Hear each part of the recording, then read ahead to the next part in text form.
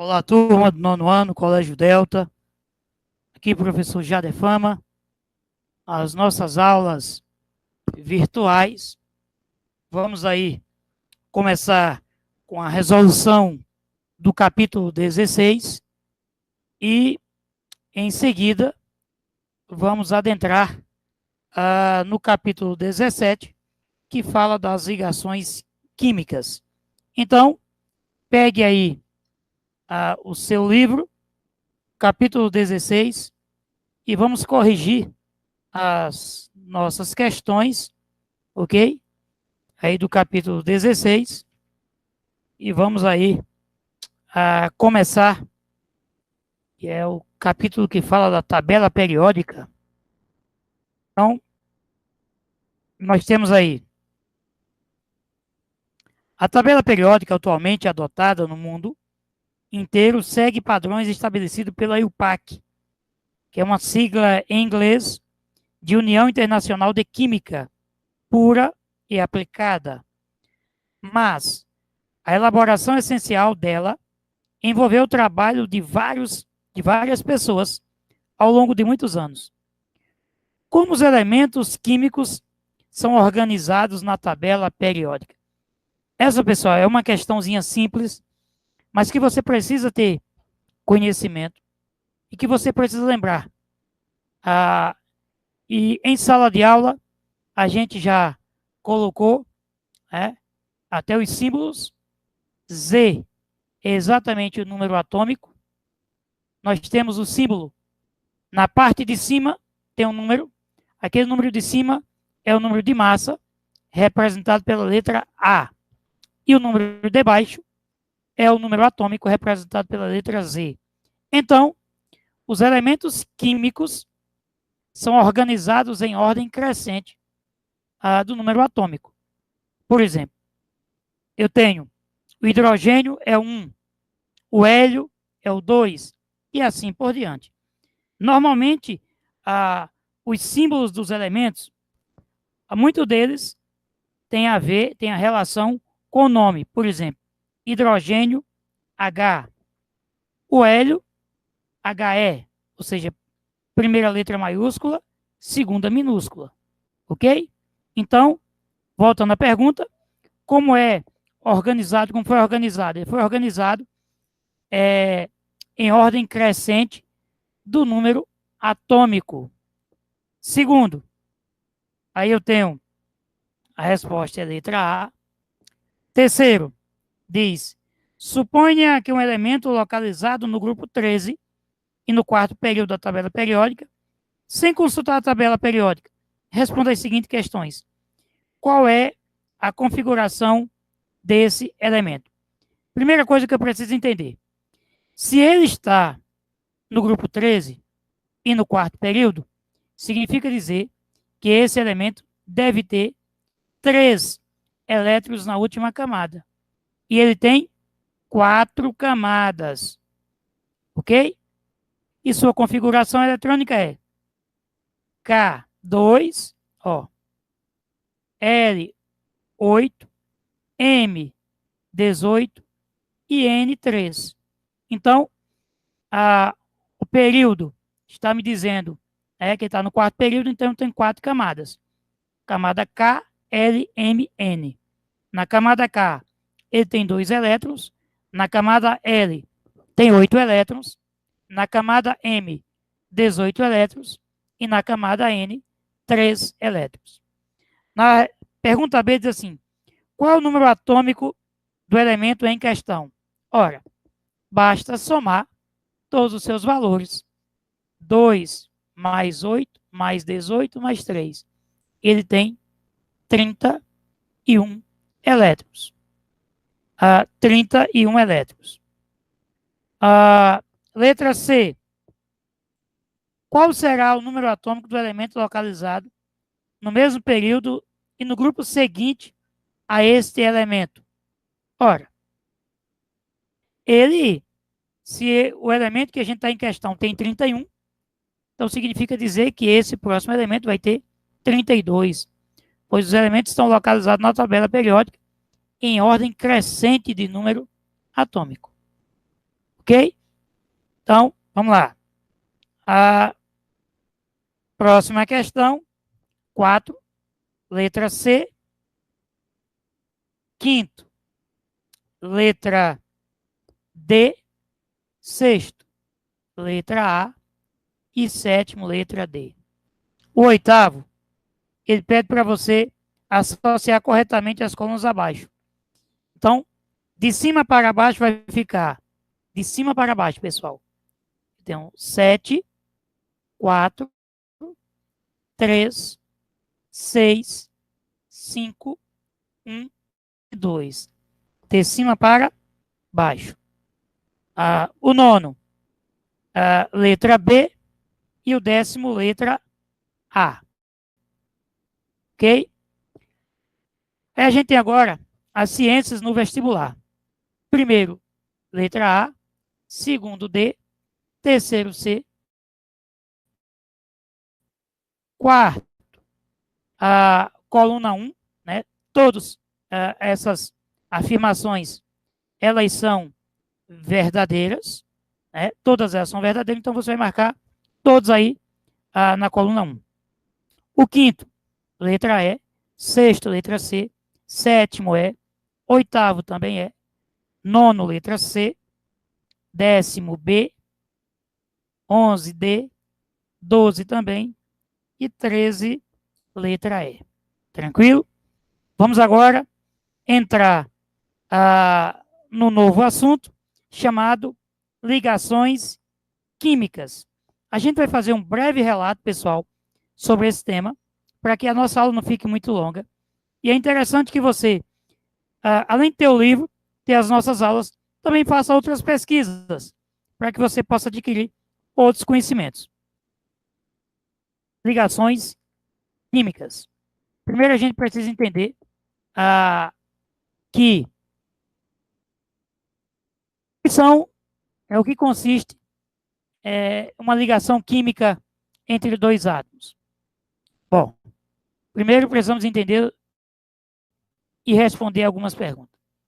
Por que o diamante é duro e o sal não, se ambos são cristais? Eles possuem ligações químicas diferentes, ok? Ligações químicas diferentes. A ligação química se dá, e que dá origem ao diamante, é a ligação covalente molecular ou homopolar. Já a ligação que existe no sal comum de cozinha é a ligação iônica eletrovalente e heteropolar, certo? Então, as ligações químicas, a ligação covalente do diamante. Nós temos aí o diamante e o grafite, diferem pelos arranjos das ligações do carbono, que é chamado de alotropia. A gente vai entendendo que na tabela periódica nós temos aí os metais e os não metais, certo? As ligações, certo? Aí a gente tem ligação metálica, né? Ligação iônica. Isso até tem tudo a ver com o elemento. Se o meu elemento é metal, se não é metal. Então temos aqui todos os elementos e as ligações que eles fazem. Por exemplo, eu tenho metal e não metal. Por exemplo, metal, eles formam substâncias simples. Não metal, também. Metais, no geral, conduzem corrente elétrica e calor. Conduzem corrente elétrica e calor, os não metais. Podem se transformar em lâminas e fios. Por exemplo, quando eu pego um metal qualquer, eu posso cortar e transformar ele ali em pequenos fios, né? Em qualquer metal. São sólidos nas condições ambientes. Já o não metal são sólidos, líquidos ou gases nas condições ambientes. Então aí a diferença dos metais e não metais. Metais tendem a formar cátions, né? Tendem a formar cátion. E aí a gente já viu até sala de aula cátion e ânions, certo? Exatamente quando o elemento ganha e quando ele perde elétron. Quando ele ganha, o que, é que acontece com ele também quando ele perde? Aí a gente vai lembrar de uma coisa chamada regra do octeto, certo? Ou seja, quando a última camada ela fica estável. Eu preciso, imagine, vou colocar aqui a grosso modo, que eu tenha um elemento, na última camada, ele tem um elétron, na última camada, certo? E o outro elemento, na última camada, ele tem 7. Então imagine aqui, vou colocar um elemento X e um elemento Y. O que é que acontece? É preciso que haja uma doação desse elemento que tem apenas um na última camada, e ele vai passar para esse, ele tinha 7, com mais um, 8. Então ele vai ficar com a última camada estável, com 8 elétrons. Então isso é chamado de regra do octeto. O que é que acontece? A última camada precisa ter 8 elétrons. A última camada. Se o elemento tem 1, 2 ou 3 elétrons, ele vai perder. Se o elemento químico tem 5, 6 ou 7 elétrons na última camada, ele vai receber. Então, o mais importante aqui, pessoal, repetir. Se um elemento químico, na sua última camada, ele tem 1, 2 ou 3 elétrons, ele vai perder todos, ele vai perder os elétrons para um outro elemento que seja, que tenha uma quantidade maior.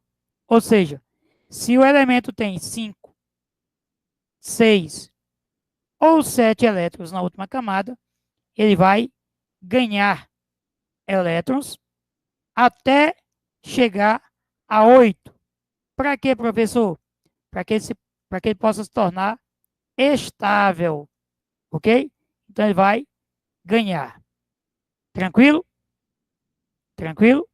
É o que está dizendo aqui, ó. Os metais, ele tem, ó, no grupo 1, eu tenho Na. Na significa que elemento é sódio, que vem da palavra grega natrium. K, que elemento é o K? É o potássio, que vem da palavra grega calium. Rb, rubídio. Então, esses camaradas aqui, na última camada, eles têm apenas um elétron. Como ele tem apenas um elétron, ele vai perder esse elétron. Ele vai perder. Ok? Ele vai perder. Aí eu tenho o magnésio, o cálcio e o bário, que estão no grupo 2. Eles têm 2 elétrons na última camada.